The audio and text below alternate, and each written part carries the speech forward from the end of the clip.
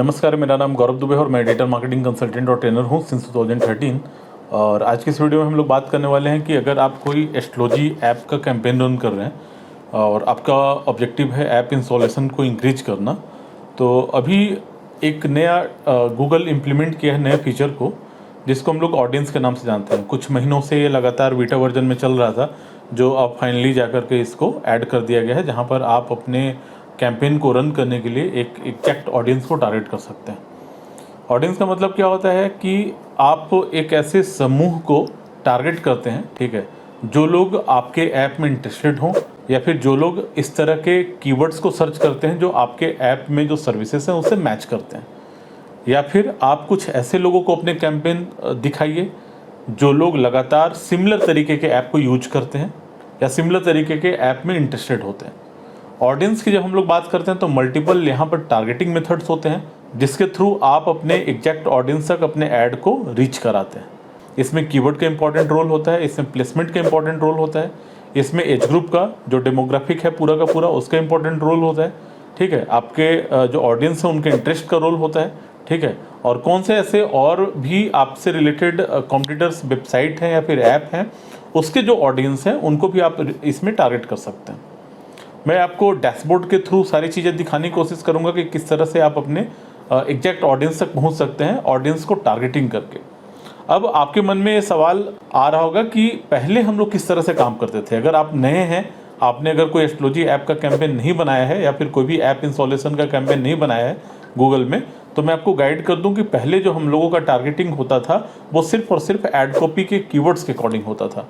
आप अपने एसेट्स में जो भी कीवर्ड्स रखते थे, गूगल ऐड के जो एआई होते थे वो उस वर्ड के अकॉर्डिंग आपके ऐड को उसी तरह के ऑडियंस तक प्लेस करते थे।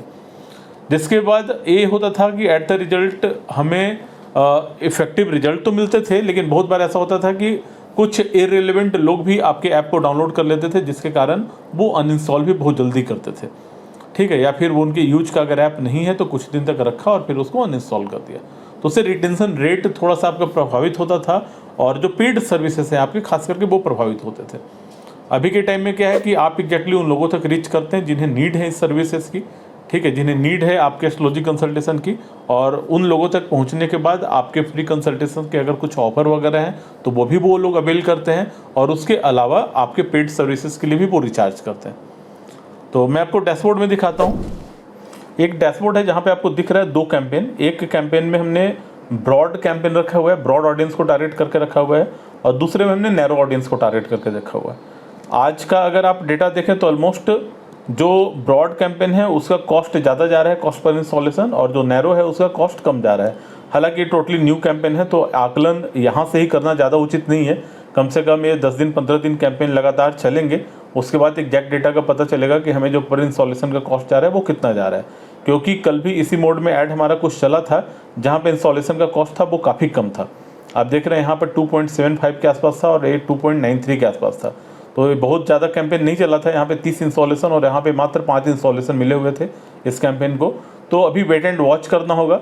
मैं जो आपको मेजर चीज़ दिखाने वाला हूँ वो है आपका ऑडियंस का पार्ट। अगर हम लोग ब्रॉड कैंपेन की बात करते हैं तो इसमें ऑडियंस का सेगमेंट ऐड हुआ है। आप देखेंगे कि ये अभी भी बीटा वर्जन में यहाँ पे दिखा रहा है। इसका मतलब है कि इसका जो इम्प्लीमेंटेशन है वो लगातार चल रहा है। इसमें बहुत सारी चीज़ें हैं जो चेंज होंगी अभी, ठीक है। तो इसका एक टेस्टिंग पीरियड चल रहा है अभी के टाइम में, आप कर सकते हैं। जब आप एडिट ऑडियंस में जाते हैं तो आपको यहाँ से पता चलता है कि किस तरह के ऑडियंस को आपने टारगेट किया हुआ है। अब यहाँ पर आपको ऑडियंस का नाम देना होता है। जब भी आप कोई नए कैंपेन के लिए जाते हैं तो ऑडियंस का आप नाम देते हैं, उसके बाद कस्टम सेगमेंट आप यहाँ से डिसाइड करते हैं। लाइक इसी के बिहाफ पर आपके जो सर्च एक्टिविटीज होते हैं ऐप डाउनलोड करने के लिए वो परफॉर्म किए जाते हैं। जब आप इसके ऊपर क्लिक करेंगे तो यहाँ पे एडिट में जाकर के आप देख सकते हैं कि कौन कौन से ऐसे सर्च टर्म को यहाँ पर रखा गया है, कौन कौन से ऐसे कीवर्ड्स हैं जिसको रखा गया है, और उसी के थ्रू अगर कोई यूजर सर्च करता है तो आपके ऐड भी दिखाई देंगे, ठीक है। यहाँ पे इतने सारे कीवर्ड्स हैं जो कि ऐड किया गया है। तो ये बेसिकली यहाँ पे सर्च टर्म है जिसको आपको ऐड करना होता है, और इसमें दो ऑप्शंस मिलते हैं, people with any of this interest और परचेज इंटेंशन, और दूसरा people who search for any of this terms on Google. तो हमने रिकमेंडेड इसको रखा हुआ है only on campaigns running on Google properties और other campaigns terms will be used as interest और परचेज। हमने इसको चूज करके रखा हुआ है कि जो भी गूगल प्रॉपर्टीज में कैंपेन रन होते हैं, ठीक है, और या फिर अदर कैंपेन्स रन होते हैं गूगल प्रॉपर्टीज के अलावा, तो which terms will be use as interest और परचेज इंटेंशन। अगर किसी ने इस तरह के वर्ड्स को यूज किया है, ठीक है, या फिर कर रहे हैं, तो वहाँ पे हमारा ऐड दिखने का चांसेस हो जाता है, ठीक है। पहले वाले में people with any of this interest और परचेज इंटेंशन, इसका मतलब क्या है कि इस तरह के जो कीवर्ड्स हैं वो डिस्क्राइब करते हैं कि जो आपके आइडियल कस्टमर हैं उनका इंटरेस्ट इस तरह के प्रोडक्ट या सर्विसेज को बाई करने के लिए, या फिर वो रिसर्च कर रहे हैं, ठीक है। तो रिकमेंडेड है कि आप इस सेकंड वाला को टारगेट करके चलिए, इससे आपके जो सर्च में आने का चांस है वो ज़्यादा इंप्रूव हो जाता है, ज़्यादा इंक्रीज हो जाता है। उसके बाद है कि अगर आपके पास कोई प्रीवियस डेटा है जहाँ पे आपके ऐप को लोगों ने इंस्टॉल किया है पहले से, तो उसी तरह के कैरेक्टरिस्टिक लोग को आपके कैंपेन को दिखाता है। तो अगर आप नया कैंपेन चला रहे हैं तो आपके पास कोई डेटा नहीं होगा, अगर आप पुराने कैंपेन चला रहे हैं तो आप इस डेटा को यहाँ पे अपलोड भी कर सकते हैं। तीसरा है इंटरेस्ट एंड डिटेल डेमोग्राफिक, यहाँ पर आपको ऐड करना पड़ता है मार्केट सेगमेंट का, कि किस तरह के सेगमेंट के लोग हैं जिनको आप ऐड दिखाना चाहते हैं, like finding love, business services, in relationship, married, business creation, इस तरह के लोगों को हमने ऐड में यहाँ पे टारगेट किया हुआ है। डिपेंड करता है आपके ऊपर कि आप किस तरह के लोगों को टारगेट करेंगे। नेक्स्ट है हमारा डेमोग्राफिक का। डेमोग्राफिक में एज, जेंडर, ये सारी चीज़ को आप ऐड करते हैं यहाँ पे। पेरेंटल स्टेटस भी आप डाल सकते हैं। House hold income basically India के लिए एप्लीकेबल नहीं है, तो आप इसको नहीं भी रखेंगे तो कोई इशू नहीं है। ये सारा चीज़ करने के बाद जब आप सेव करते हैं तो होता है कि अब गूगल एक रिस्ट्रिक्टेड मोड में इतने लोगों तक ही आपके कैंपेन को प्लेस करता है।